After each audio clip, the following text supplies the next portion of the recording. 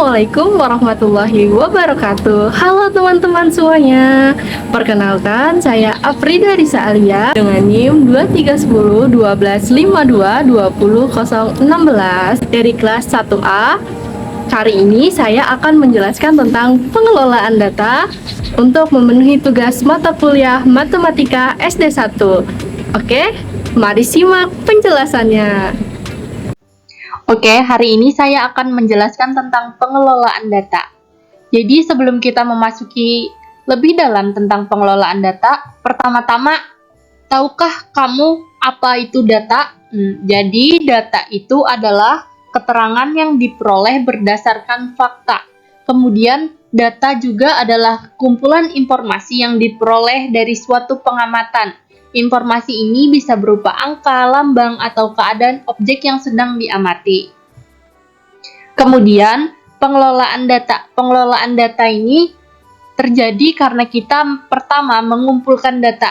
Seperti misal bisa pencatatan langsung, melakukan wawancara, atau melakukan penelitian, atau menyebarkan angket, dan lain-lain. Kemudian pengelolaan data bisa terjadi karena kita membaca data. Yang ketiga ada setelah kita mengumpulkan data, membaca data, kita akan menyajikan data. Selanjutnya ada jenis data. Jenis data terbagi menjadi dua, data kualitatif dan data kuantitatif. Data kualitatif ini biasanya data yang tidak bisa diukur dengan angka. Dan data kualitatif ini merupakan data yang menunjukkan sifat atau keadaan suatu objek. Nah, seperti yang tidak saya bilang tadi, tidak bisa diukur secara numerik. Kemudian contoh kualitatif ini ada data kualitas beras bulan Desember 2023 yang kurang baik. Nah, di sini kan menunjukkan kualitas, makanya tidak bisa diukur dengan angka. Kemudian ada data kuantitatif. Data kuantitatif ini kebalikan dari data kualitatif. Data kuantitatif bisa diukur dalam bentuk angka, tapi nilainya dapat berubah-ubah. Data kualitatif merupakan data yang menunjukkan ukuran, bukan kualitas, tapi ukuran suatu objek, makanya bisa disajikan dengan angka. Contohnya ada data kenaikan berat badan di kelas 1A. Data pertambahan ukuran sepatu anak kelas 4 SD, dan lain-lain. Selanjutnya, setelah data terkumpul, data-data itu kemudian akan disusun, diolah, dan dianalisis untuk diperoleh sebuah kesimpulan. Ilmu yang mempelajari bagaimana cara mengumpulkan, menyusun, dan menyajikan, menganalisis, dan mempresentasikan data disebut statistika, yang sedang kita pelajari sekarang. Selanjutnya, karena kita sekarang sedang mempelajari pengelolaan data atau statistika, dalam statistika itu ada tabel. Tabel di sini cara membacanya, misalnya ini contoh tabel kegemaran siswa. Di tabel kegemaran siswa ini kan ada berbagai macam nih. Ada melukis, menari, bermain musik, bermain bola, dan membaca. Cara membacanya di sini kan ada kegemaran. Di sini ada kegemaran siswa. Banyaknya siswa. Jadi cara membacanya melukis. Sini kan melukis, di sini ada 6 siswa, berarti dapat disimpulkan sebanyak 6 siswa gemar melukis. Kemudian di bawahnya sebanyak 7 siswa gemar menari. Kemudian di sini ada 5 siswa gemar bermain musik. Kemudian ada 8 siswa gemar bermain bola. Kemudian ada 4 siswa gemar membaca. Begitu kira-kira cara membaca tabel. Selanjutnya ada diagram lingkaran. Ini termasuk dalam statistika juga, macam-macam bentuk di statistika. Di sini ada tabel, di sini kan ada 36 ukurannya, 36. Di sini berwarna biru, berarti dapat disimpulkan 10% siswa berukuran 36 sepatunya. Kemudian di sini ada warna merah 37, berarti 30% berukuran 37 dan seterusnya. Kemudian ada diagram batang. Diagram batang sendiri cara membacanya seperti ini. Di sini ada keterangan bulan Juli dan di sini ada keterangan banyaknya baju terjual. Berarti kita bisa simpulkan penjualan di bulan Juli sebanyak 40 baju terjual. Penjualan di bulan Agustus sebanyak 35 baju terjual dan seterusnya. Kemudian yang terakhir ada diagram daun dan batang. Diagram daun dan batang ini cara membacanya ini untuk puluhan dan ini untuk satuan. Makanya di sini ada 21, 21, 2, 21, 20, 1, 22, 22 sama kayak ini 22, 22, 25, 25, 28, 28 dan seterusnya. Cuman diagram daun dan batang ini jarang digunakan. Biasanya lebih sering digunakan tabel, diagram lingkaran dan diagram batang. Selanjutnya ada distribusi frekuensi. Distribusi frekuensi ini menjelaskan tentang rentang atau jangkauan, banyak kelas, panjang kelas. Biasanya, distribusi frekuensi menyediakan tabel yang masih mentah, belum jadi. Jadi caranya seperti ini. Kita pertama mencari banyak kelas atau kelas interval. Kelas interval itu caranya, tadi kan ada rumus K sama dengan 1 tambah 3,3 log N. N itu banyaknya data. Jadi, 1 tambah 3,3 log 30. 30 dilihat dari banyaknya data ini kan ada 1, 2, 3, 4, 5, 6, 7, 8, 9, 10. 10 kali 3, 30. Jadi, kemudian 1 tambah 3,3 log 30 berapa? Log 30 itu 1,477 sekian. Kemudian, kita kali 3,3 dikali 1,4 sekian, itu hasilnya 4,8745. Kemudian kita tambahkan menjadi 5,8745. Karena ini koma, jadi kita bulatkan menjadi 6. Nah, jadi di sini kan berarti nilainya ada 1, kelasnya ada 1, 2, 3, 4, 5, 6. Itu cara kita mencari kelas. Kalau datanya masih mentah seperti ini. Kalau datanya masih mentah seperti ini. Cara mencari kelasnya seperti ini tadi, mencari banyaknya kelas. Nah, di sini kan ada pas 6. Kemudian mencari panjang kelasnya. Kita tidak bisa mencari panjang kelas itu dengan sembarangan. Makanya ada di sini caranya. Kemudian ada panjang kelas. Panjang kelas itu rentang bagi banyak kelas. Rentangnya itu dari yang paling besar ke yang paling kecil. Ada 98 kurang 40 sama dengan 58 dan banyak kelas ini tadi yang ini. Tapi sebelum dibulatkan. Jadi hasilnya itu 58 bagi 5,8745 sama dengan 9,87 dan kita bulatkan lagi menjadi 10. Berarti panjang kelasnya 10. 40 kan awal nilai paling rendah itu 40, berarti ada 10 panjang kelas, berarti 40, 41, 42, 43, 44, 45, 46 sampai 10 karena dimulai dari 40 makanya akhirnya 49.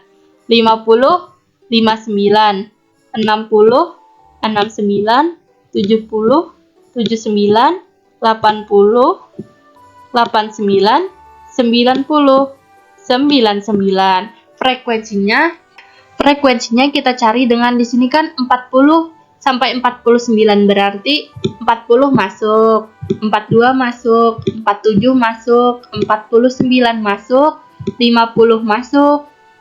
50 sudah tidak masuk lagi, sudah masuk ke kelas kedua. Berarti cuma ada 4 untuk nilai 40 sampai 49, frekuensinya ada 4 dan seterusnya seperti itu. Selanjutnya kita masuk ke mean atau rata-rata.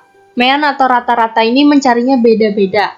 Pertama ada untuk rumus data tunggal. Data tunggal itu mudah saja, jumlah data seluruhnya dibagi dengan banyak data. Untuk data berkelompok ada ini, X itu rata-rata, XI itu titik tengah interval, kemudian F itu frekuensinya, dan ininya notasi sigma. Kemudian selanjutnya ada contoh untuk data tunggal.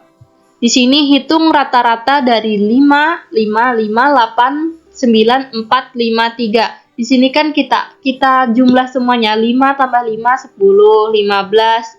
Semuanya ini berjumlah 44. Datanya ini kan ada 1, 2, 3, 4, 5, 6, 7, 8. Ada 8 data, berarti 44 dibagi 8 sama dengan 5,5. Jadi nilai rata-ratanya adalah 5,5.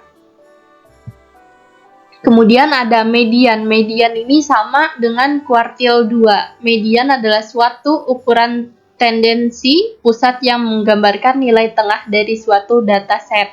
Median ditemukan dengan mengurutkan data secara turut dan mencari nilai yang berada di tengah. Ini untuk median data tunggal. Data tunggal mediannya ada berdua, median data ganjil dan median data genap. Biasanya median data ganjil itu lebih mudah dicari daripada data genap karena kita tinggal menambahkan N tambah 1 bagi 2. Selanjutnya ada contoh. Di sini diketahui data nilai ulangan matematika dari 15 siswa adalah sebagai berikut. Nih, ada data di sini. Kemudian sebelum kita mencari mediannya, kita harus mengurutkan dulu dari yang terkecil. Ini kan tidak berurutan, susah kita melihatnya nanti. Selanjutnya, bila sudah terurut, kita bisa melihat. Di sini kan datanya ada 15 data. Dan kebetulan ganjil, berarti kita tinggal 15 tambah 1 bagi 2. Karena yang tadi N tambah 1 per 2. Kan?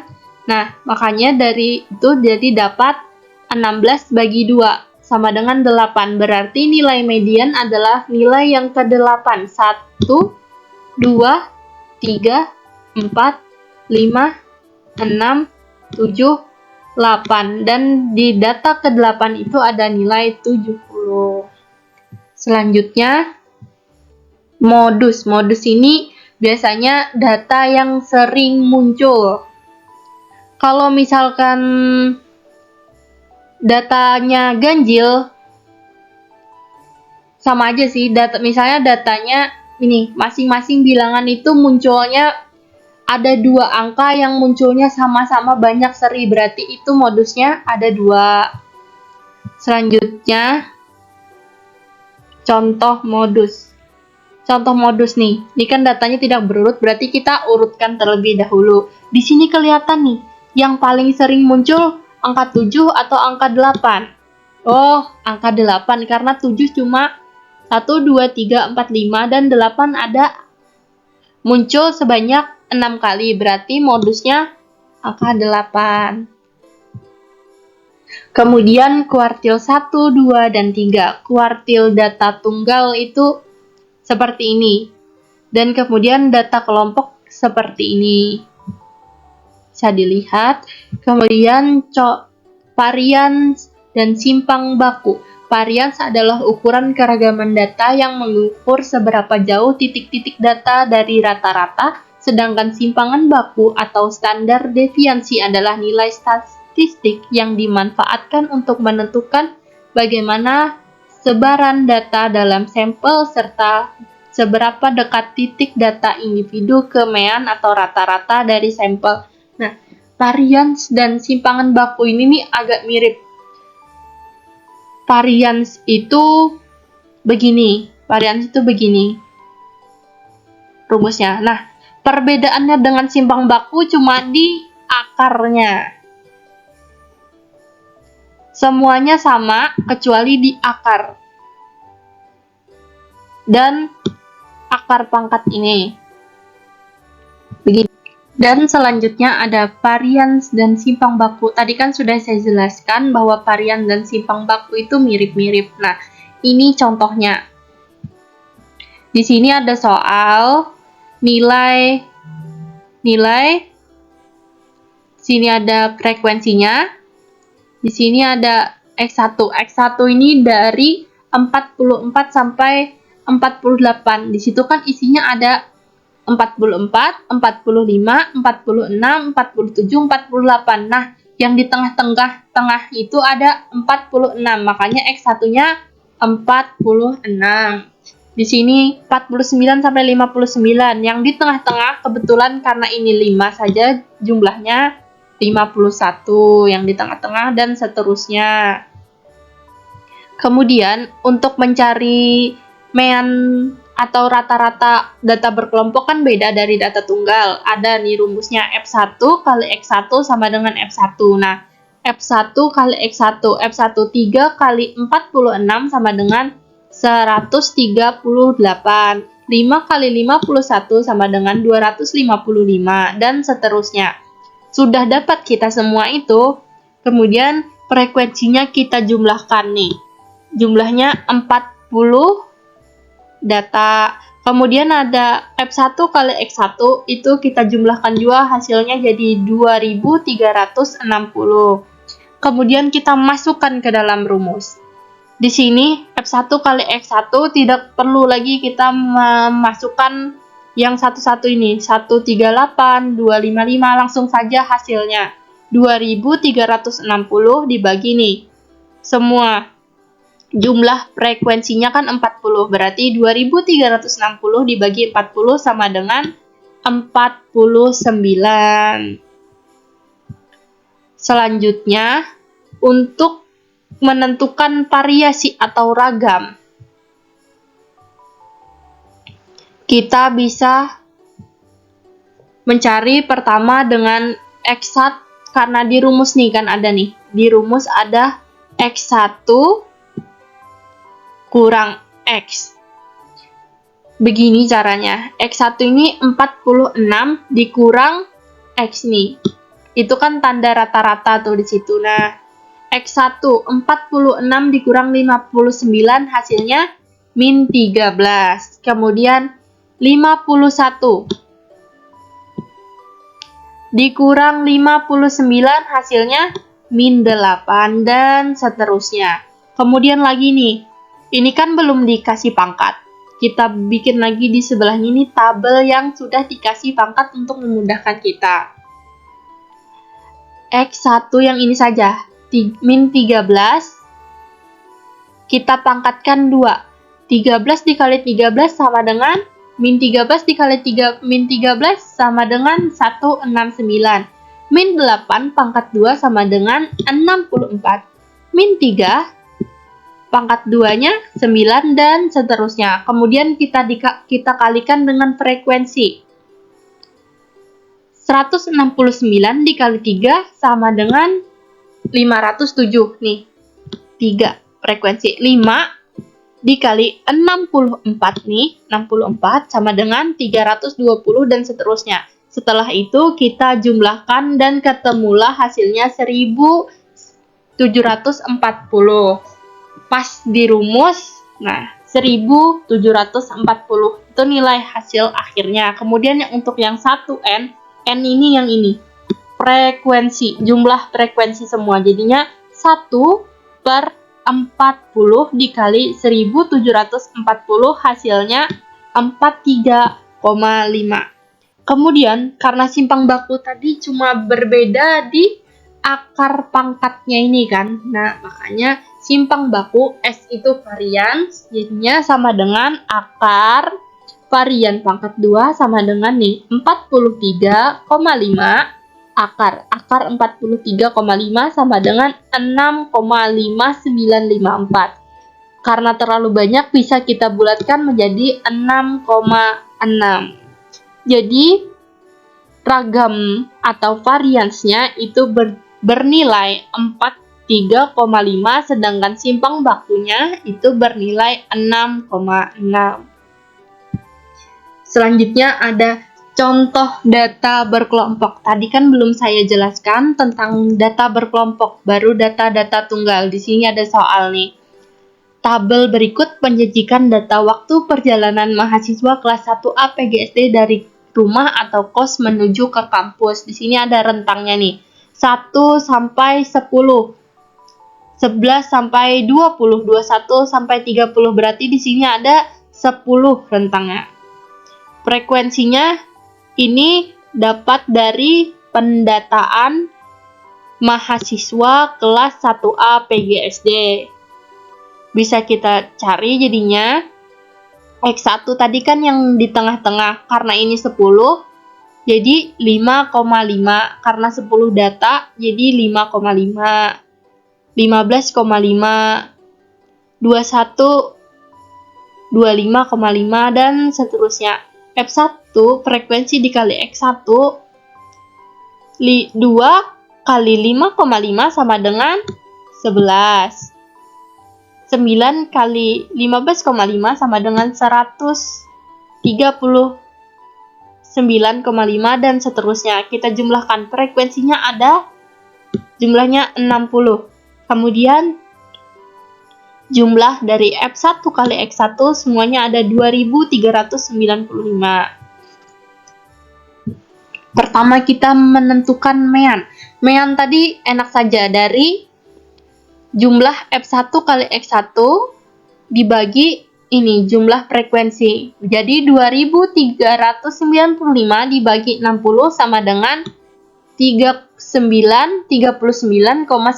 Nah, itu hasil dari meannya. Kemudian kita mencari modus. Modus ini kan di sini kelihatan nih, yang paling sering muncul adalah yang 21 sampai 30 menit waktu perjalanannya. Ada 30 orang yang waktu dari kos dan rumahnya itu 21 sampai 30 menit. Ada 30 orang. Jadi caranya pertama, TBMO. TBMO ini tinggi bawah kelas. 21 nih. Kelas paling bawah dari 30 ini adalah 21. 0,5 ini memang sudah ketentuannya harus dikurang dengan 0,5. Jadi dihasilkanlah 20,5. Kemudian D1 ini nih, ini hasil dari ini. Yang hasil, maaf salah. Hasil dari 30 di atasnya. Kelas di atasnya nih.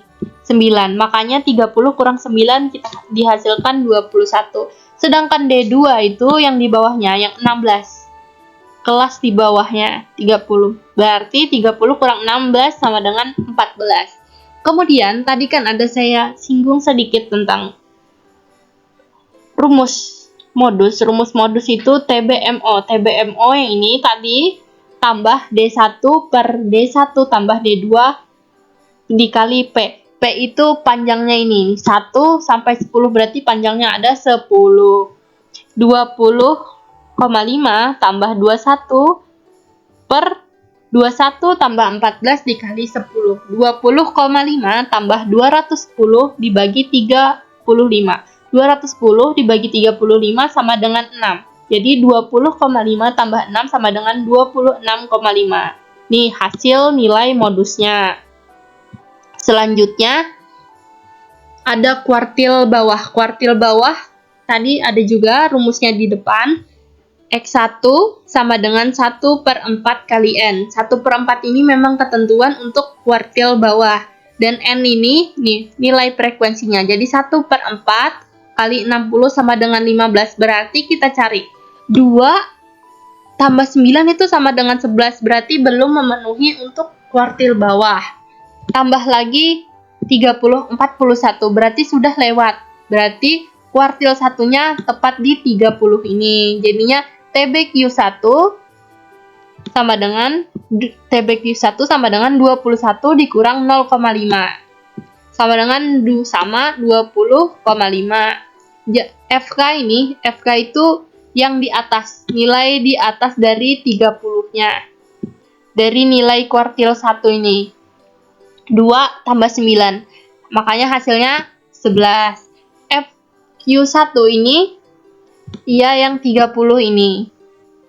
Kemudian kita masukkan ke dalam rumus Q1 sama dengan TBQ1 tambah 1/4N. 1/4N yang tadi 15. FK-nya 11 dikali P. FQ1-nya 30. Jadi 20,5 tambah 15 kurang 11 per 30 kali 10.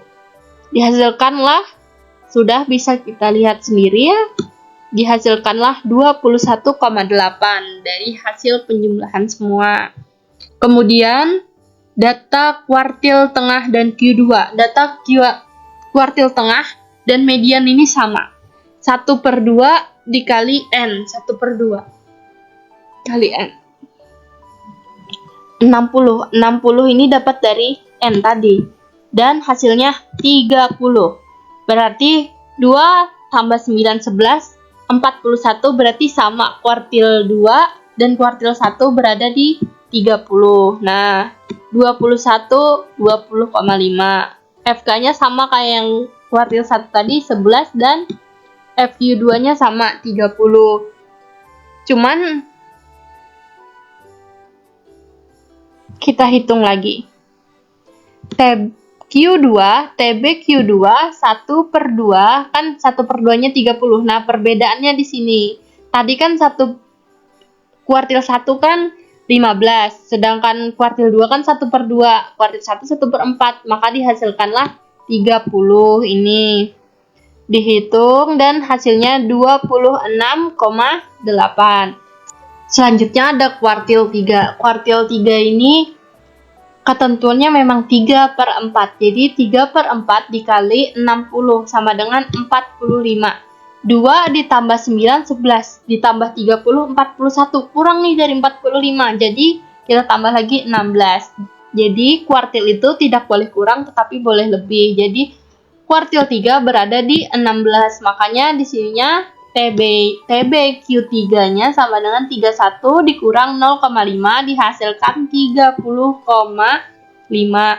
FK-nya ini salah tulis. FK-nya sebenarnya 41. Kan di atas tadi 9 tambah 2 sama dengan 11 ditambah 30 sama dengan 41. FQ3-nya tadi di 16.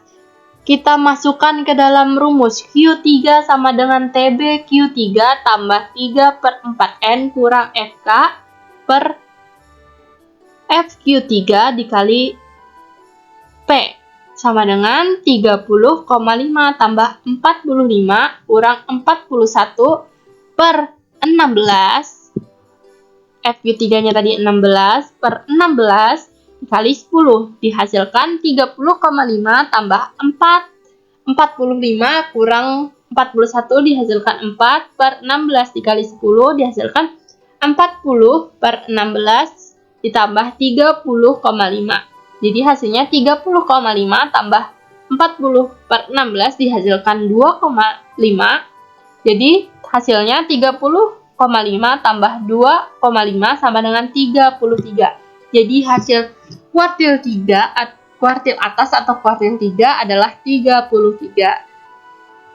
Maka berakhirlah juga materi pengelolaan data hari ini. Terima kasih telah menonton. Semoga materi yang teman-teman tonton hari ini bisa membantu teman-teman ke depannya. Terima kasih. Wassalamualaikum warahmatullahi wabarakatuh.